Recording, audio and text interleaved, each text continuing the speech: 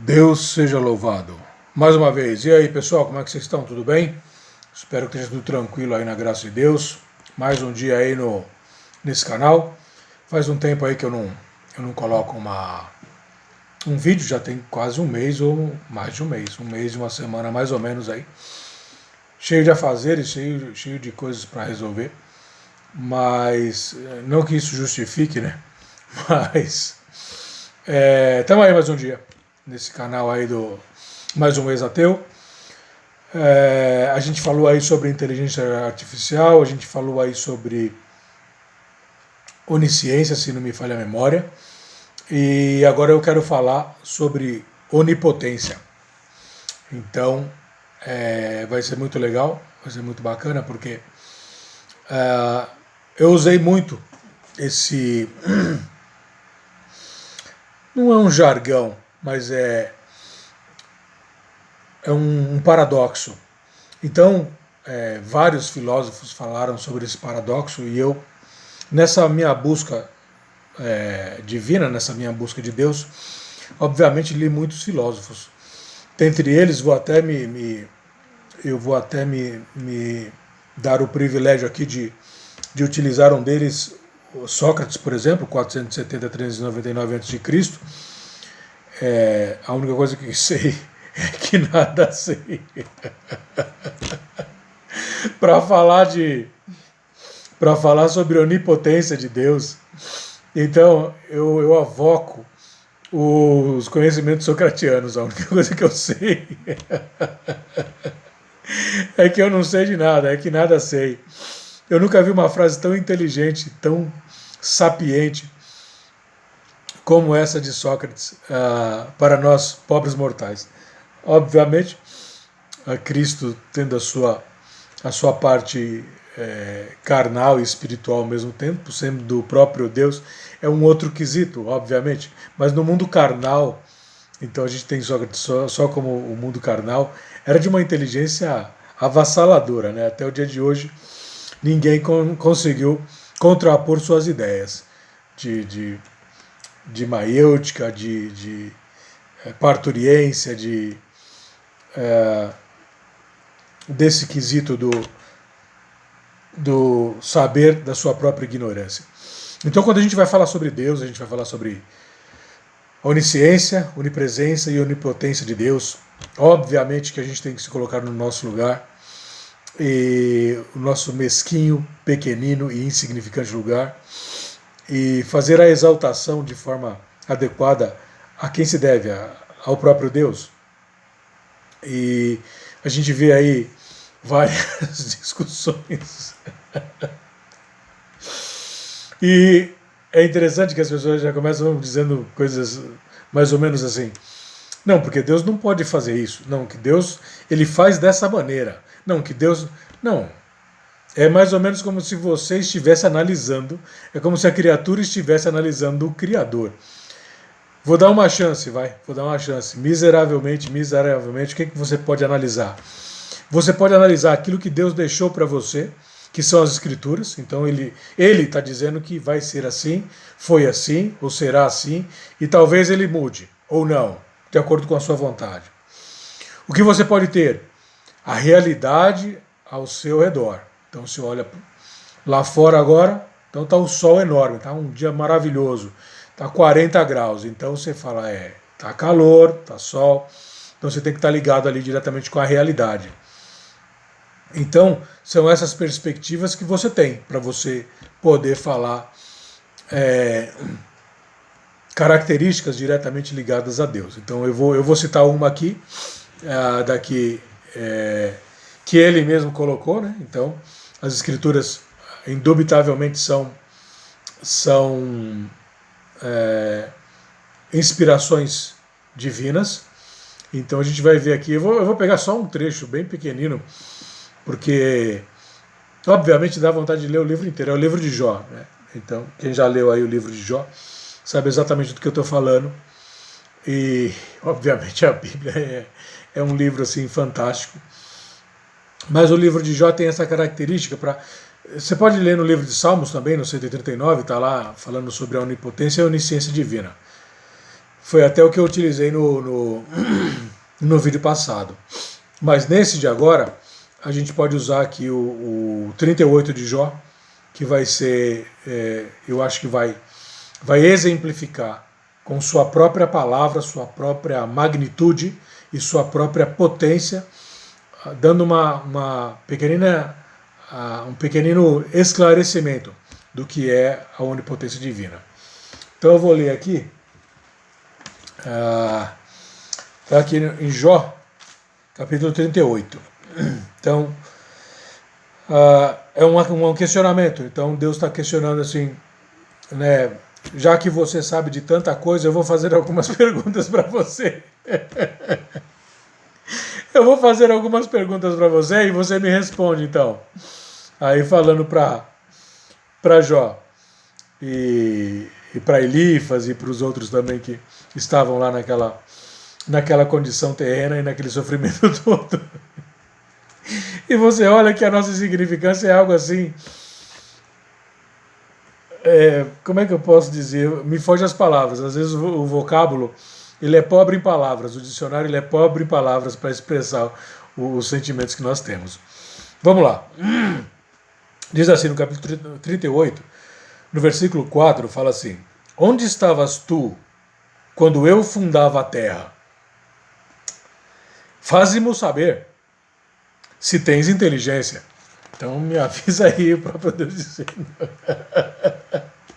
Onde é que você estava quando ele estava fazendo o mundo? Quem lhe pôs as medidas? Se tu o sabes? Ou quem estendeu sobre ela o cordel? Sobre que estão fundadas as suas bases? Ou quem assentou a sua pedra de esquina?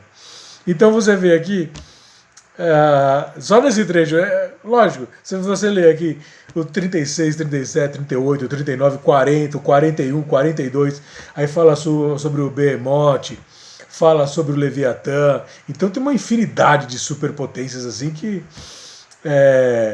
o Clark Kent viraria um menininho órfão, né? Dentro desse poder todo divino. E eu acho isso tão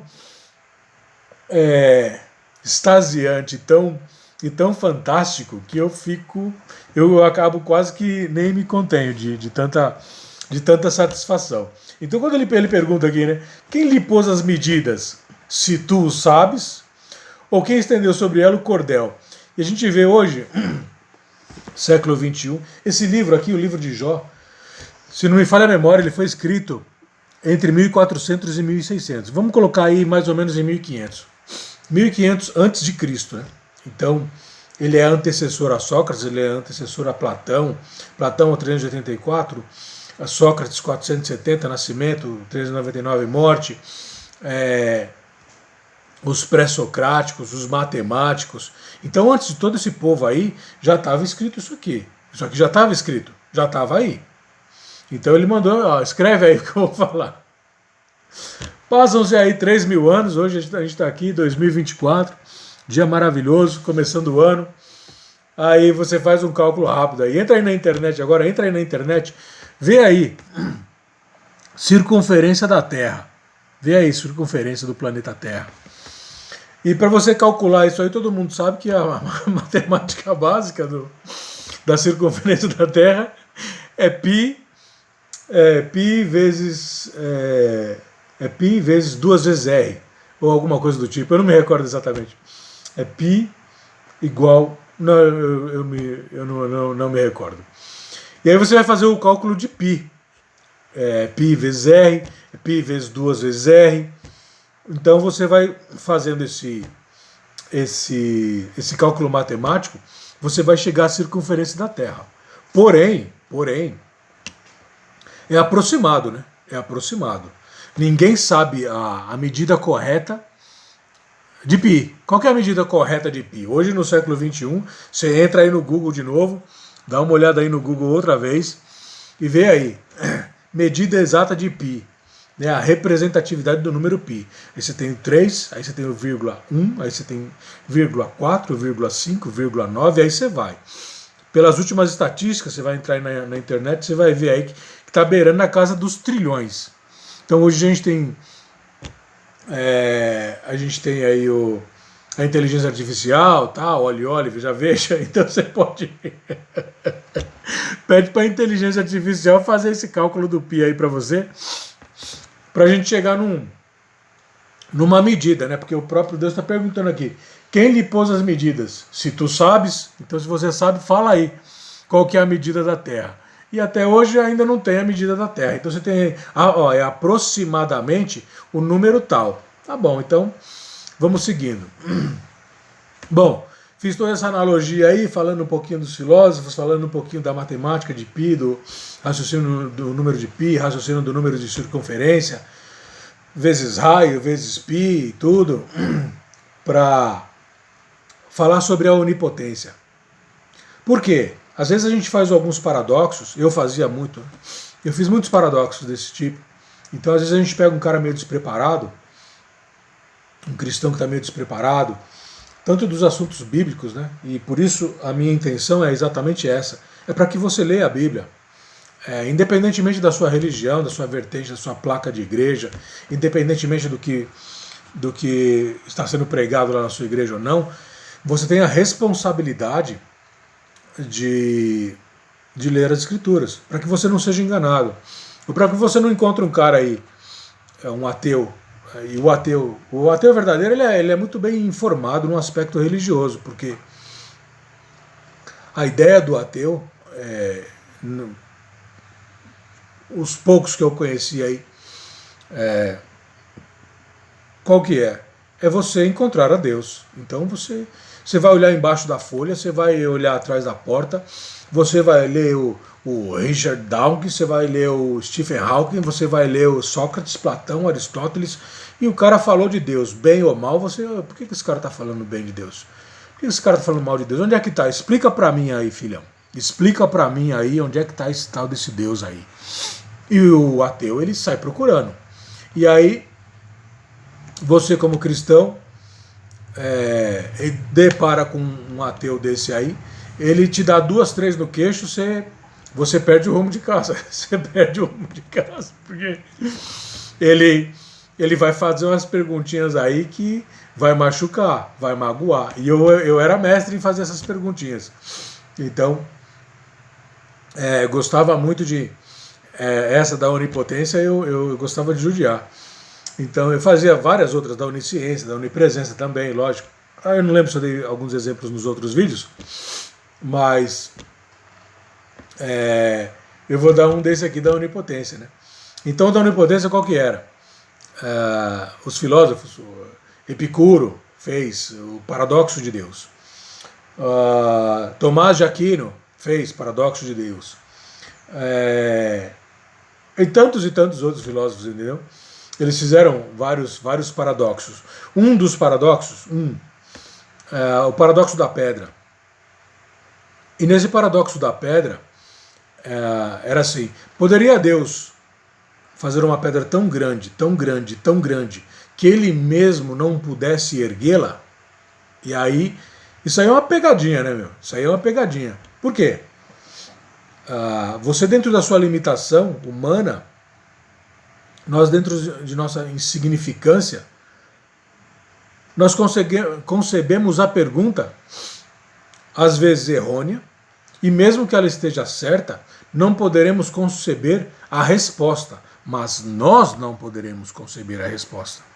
Então, na realidade, a resposta é sim, ele pode. Por quê? Qual é o paralelo que eu vou fazer com você agora? Os dois aspectos que eu disse anteriormente aí. Quais são as qualidades de Deus que você pode atribuir a Ele? As que Ele escreveu e as da realidade. Então Ele escreveu aqui, ó. A sua onipotência está aqui, ó. Então ele vem de capa a capa falando sobre a sua sapiência, a sua sabedoria e a sua onipotência. Você vai lá em Apocalipse 22, ele diz assim: eu sou o alfa e o ômega, o início e o fim. Então eu sou tudo. Você vai em Apocalipse 7, se não me falha a memória, ele repete mais uma vez: eu sou o alfa e o ômega, o início e o fim. Você vai em Jó, ele diuturnamente ele explica para você que ele é a onipotência. Mas você, como ser mortal, limitado física, mental, psicológica e espiritualmente, você não tem a capacidade de responder essa pergunta. E aí você faz o quesito colocando aquele que está acima do bem e do mal, aquele que está acima dos paradoxos. Ele não só pode responder o paradoxo, imagina agora o raciocínio inverso. Ele não só pode responder o seu pequeno paradoxo, como ele é o criador do paradoxo. Porque se o paradoxo saiu da sua cabecinha, a sua cabecinha saiu da genialidade divina. Então ele é a causa primeira. Você vem como um efeito segundo e o seu pequeno paradoxo vem como algo, como uma terceira coisa. E aí quando o cara responde assim, de uma forma limitada, eu vi muitos caras fazendo isso aí já. Eu fiz muito, eu vi muitos caras fazendo. Homens de renome, grande inteligência, e obviamente você atrela a inteligência do cara no mundo material com esse jargão, você fala, pô, esse cara tem razão, mano. Esse cara ele tem razão, ele tá certo, é mesmo. Ah lá, é impossível. Qual que é a resposta que eles dão? Uma vez eu vi o cara falando assim, e eu usei muito esse jargão. Depois eu fiz um outro, daqui a pouco eu conto, senão eu vou acabar me enrolando todo. E aí ele diz assim, se Deus puder fazer, ele não é onisciente, ou ele não é onipresente, ele não é onipotente. Por quê? Se ele fez uma pedra que ele mesmo não pode erguer, ele não é onipotente. E se ele não puder fazer, ele também não é onipotente, porque ele não pôde fazer a pedra. Então, nas duas condições, você coloca a Deus, imagina o absurdo, o ridículo, de se pensar que você está colocando, e a frase que eu ouvi uma vez foi essa, né? O cara falando, num paradoxo, até o próprio Deus se enrola. Então, quer dizer, você que está enrolado, você que está completamente, tremendamente enrolado, porque a sua condição mental é extremamente limitada. Então, o paradoxo que foi criado dentro da nossa cabeça só demonstra pura, única e exclusivamente a nossa própria limitação. Nós somos limitados, a ponto de formularmos uma pergunta que nós mesmos não podemos responder. Mas quando você busca a consciência, a sabedoria divina, para que venha a resposta divina, então ele já exemplificou aqui que ele é o alfa e o ômega, o início e o fim. Ele é a causa das causas. Ele é o Senhor dos senhores, o Rei dos reis. Então, ele é a causa de você e você é a causa desse pequeno paradoxo. Então, o pequeno paradoxo foi criado por ele. Ele está além dessa condição humana. E aí você acaba se enrolando, cria todo esse imbróglio e você fala, não, o cara tá certo porque eu não consegui responder. Mas quem não conseguiu responder foi você. Foi você que não conseguiu responder. O cientista não consegue responder esse tipo de questionamento. O filósofo, o matemático, a inteligência artificial, ela não consegue responder. Por quê? Por causa da sua limitação. Mas como Deus está acima, além do tempo e do espaço e da própria compreensão, imagina o paradoxo. Deus criou a própria compreensão. O que é compreensão? E aí você entrar nesse quesito compreensão, você vai olhar e falar, realmente, vamos analisar o que é compreensão. Quando você chegar a um resumo, e tem vários e vários livros falando sobre a compreensão, a percepção, a aptidão, a reflexão, a introspecção, e livros e livros. E ninguém chegou num consenso ainda. Mas se um dia chegasse, eu presumo que talvez Deus vá permitir que cheguemos a uma conclusão. Pequenas conclusões na vida. E você chegando a essa conclusão, ainda assim, quando você chegar à conclusão do que é a compreensão, imagina que Deus é o criador da compreensão. Então, esse aspecto é de uma magnitude sem tamanho. É uma magnitude incomensurável. Então, devemos nos colocar em nossos lugares, fazer uma meditação e uma análise e uma oração e pedir ao próprio Deus que nos ilumine nossa mente, nossa cabeça, para que a gente possa enxergar as coisas como elas são, de uma forma divina, dentro do aspecto de uma reflexão, onde tudo que estava... A luz acabou de piscar aqui. Onde tudo que... a energia que vem do mundo, eu não vou dizer sobrenatural, porque tudo é natural, porque tudo advém do próprio Criador. Mas essa energia, esse pensamento, essas ideias, essa materialidade que advém essa outra dimensão, ela resplandece aqui, nessa terceira dimensão, de largura, altura e profundidade. Então, aqui dentro dessa condição que nós temos de terceira dimensão, é só um reflexo daquilo, da realidade primeira, né? Como Sócrates buscava.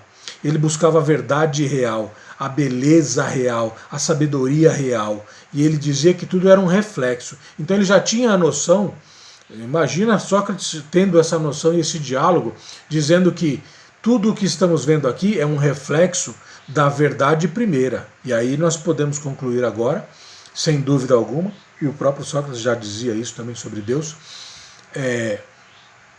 essa condição vem do próprio Deus, ele sendo a causa primeira, ele sendo um motor primeiro, usando as palavras aristotélicas, ele sendo o motor primordial, o motor primeiro, ele que é a causa primeira de tudo.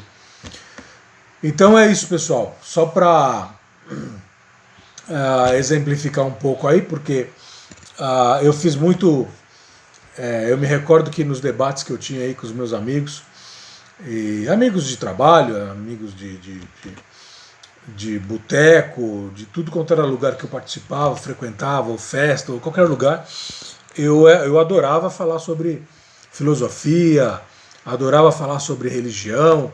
Então, como eu disse nos primeiros vídeos aí, eu era um ateu, como é que se diz? Quando a gente é católico, a gente tem uma frase, eu fui católico por um tempo também, então a gente não é assíduo, quando você vai todo dia, todo domingo você vai, praticante. Então eu era um ateu praticante, né? Eu não só lia os livros, como eu também, se eu visse você no meio da rua, eu vou cutucar aquele cara ali. Então, Testemunhas de Jeová, por exemplo, eu adorava e adoro recebê-los até hoje na minha casa. Então eles batem palma aqui em casa, eu já desço lá, vamos lá trocar uma ideia para ver, para possibilitar a eles uma condição de uma troca de ideias e uma efetiva pregação de forma adequada. E primeiro eu dou uma esmagalhada, né? Na maioria dos que eu vi aí, infelizmente, estão nessa condição de ainda não digeriram todos esses paradoxos aí, né? Esse paradoxo da pedra, por exemplo. Mas eu posso fazer vários outros. Por exemplo, eu brincava muito, eu fazia poderia Deus fazer um homem tão rápido que ele mesmo não pudesse alcançá-lo? E por aí vai, você vai brincando com os paradoxos, né? E aí Deus não se enrola no paradoxo. Você enrola o outro cara. Então você acaba enrolando o outro cara. Então qualquer que seja a vertente, a religião, a placa da igreja que o cara tem, o meu conselho aí, qual é?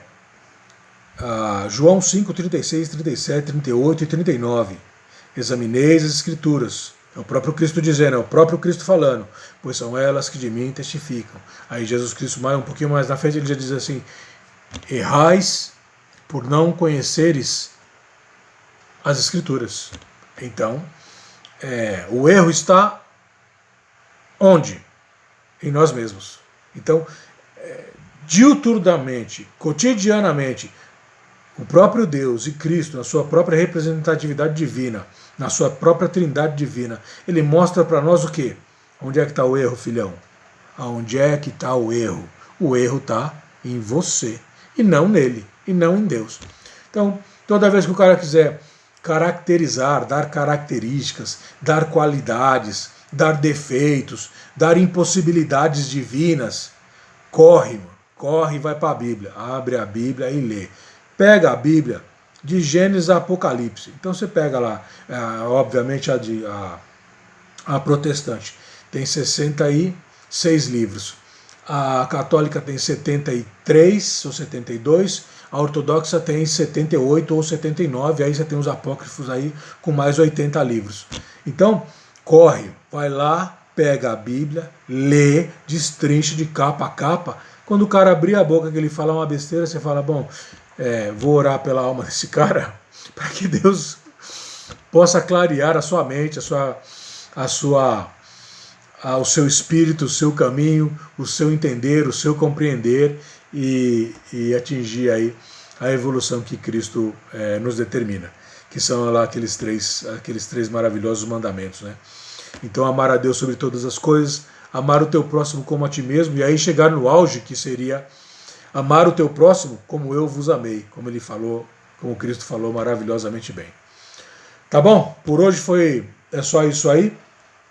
Obviamente, o desejo de conversar aqui, de falar é astronômico, e eu gostaria de ficar falando durante horas e horas e horas, como várias vezes fiz debates com amigos e pessoas durante o meu aprendizado, mas o vídeo ficaria muito, muito alongado.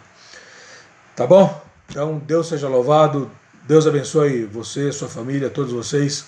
Não se esqueçam, examineis as Escrituras, pois são elas que de mim testificam. Assim disse o Mestre.